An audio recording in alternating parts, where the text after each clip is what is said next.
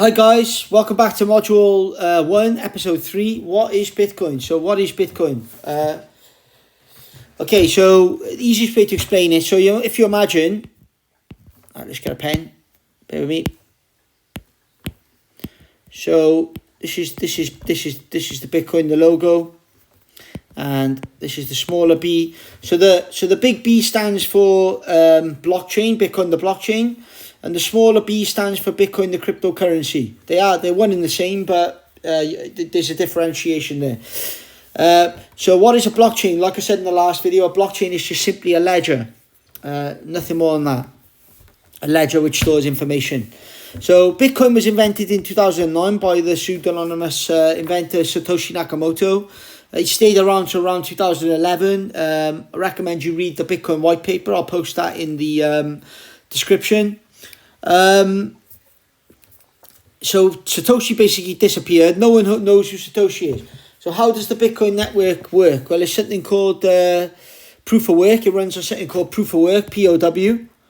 And it's just basically a network of computers like this. And they all speak to each other. And they solve a mathematical problem every 10 minutes. And whichever computer solves the mathematical problem every 10 minutes gets a reward, which is a reward in Bitcoin. Now, the beauty of Bitcoin is that it doesn't require any middleman. So no central authority in the middle.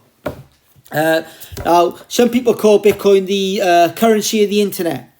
And like I said, the beauty, it doesn't need no central authority, so it eliminates banks, it eliminates governments, it eliminates corporations. It doesn't need any of those things to function. So, like some people complain that Bitcoin can be slow and expensive. Now, this is true when the network gets congested over long periods of time, where Bitcoin gets busy during like bull markets, etc. But it's still faster than an international transfer, even at those times. Now, the argument is that here's the world. So there's 2.5 billion people in the world that are unbanked in African countries, etc., and poorer countries.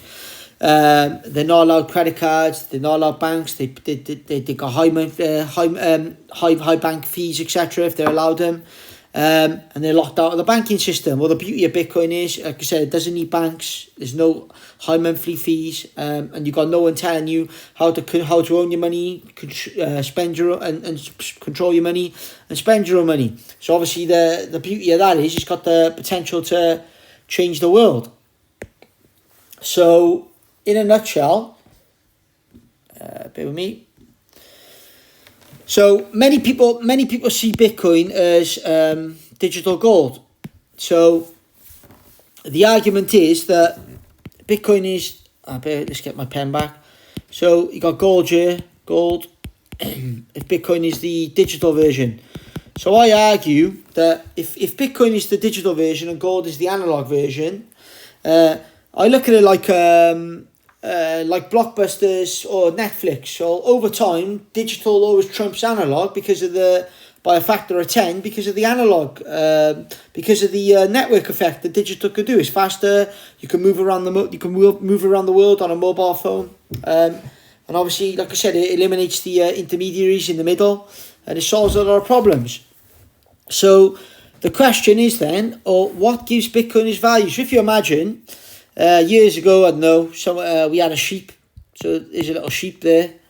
Hope you enjoy my sheep. And people would trade the sheep, I don't know, for 2 bananas, say. Obviously, that didn't work because, I don't know, sheep might die or the banana might die. Or some people might not want a banana or some people might not want a sheep. So eventually they started using different things, stones and things like that. Then eventually it came to coins. Gold coins, silver coins. And then after that point, then it went back to gold, but backed by so notes like today, fiat currencies backed by gold. But obviously the problem is that since 1971, when Nixon took the dollar off the gold standard, money's not backed by nothing. So all the money's backed by now is credit. So just basically you just got to trust that your bank's always going to be good for the money, and your government. Obviously, you just can't trust that inflation doesn't run away with the currency, and we don't have bank runs, etc. Because obviously we all know that the banks haven't got the money to cover the money. Should that happen, so well, obviously Bitcoin solves a lot of these problems, and obviously it gets your money out of the system as well. So let's just delete this slide. So if you imagine, since 2009 when Bitcoin is created, it's done this. It started at like pennies, then it went up. Then we had a bull run in 2013,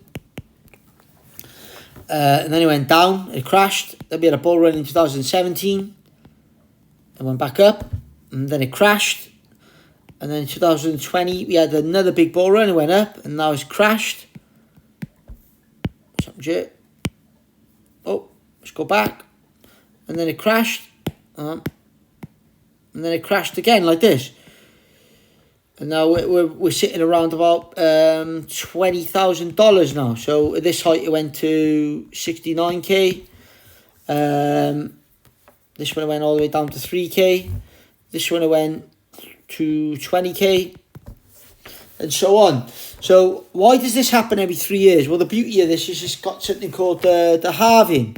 So what the halving is basically, so what I said about the miners, which are the computers, every 10 minutes the miners get the reward. Well, in 2009, the reward for the miner was 50 BTC. And then after the halving, every 4 years, the supply of the Bitcoin gets cut in half. So in 2013, the supply, it became 25 BTC. And then in 2017, it halved again to 12.5 BTC. And then in 2020, 2017, yeah, 2021. Is it 2020 or 2021? Sorry, 2012, 2016, 2020. Sorry, guys, 2012, 2016, 2020. And then it became 6.25 BTC. So every time we're having a halving, the supply of issuance of Bitcoin is getting reduced and reduced and reduced. Well, there's only ever going to be 21 million Bitcoin, and this is the beauty of it, because it's the only scarce asset on the planet other than time. So there'll only ever be 21 million of these coins. And if you notice, every time we have a halving, so 2012, 2016, 2020, the value of Bitcoin always rises with the halving, and then it comes down. But it always seems to stay higher than what it was. So over time, with the issuance of Bitcoin coming in, the value should keep going up and up and up and up. There's only about 1 million Bitcoin left to mine. The last Bitcoin will get mined in 2140. So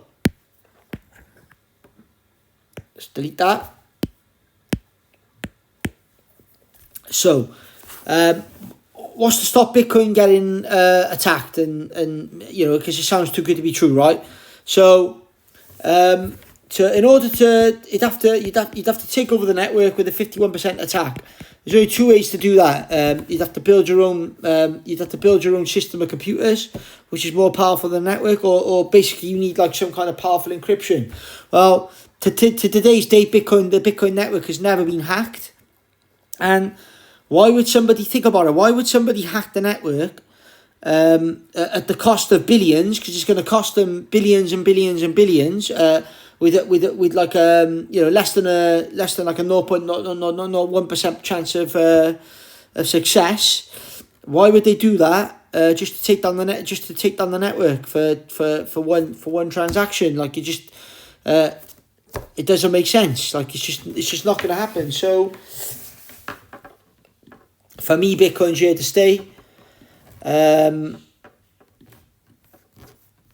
What you want to do though is you want to take your Bitcoin and you want to buy your Bitcoin like we discussed. Go to an exchange,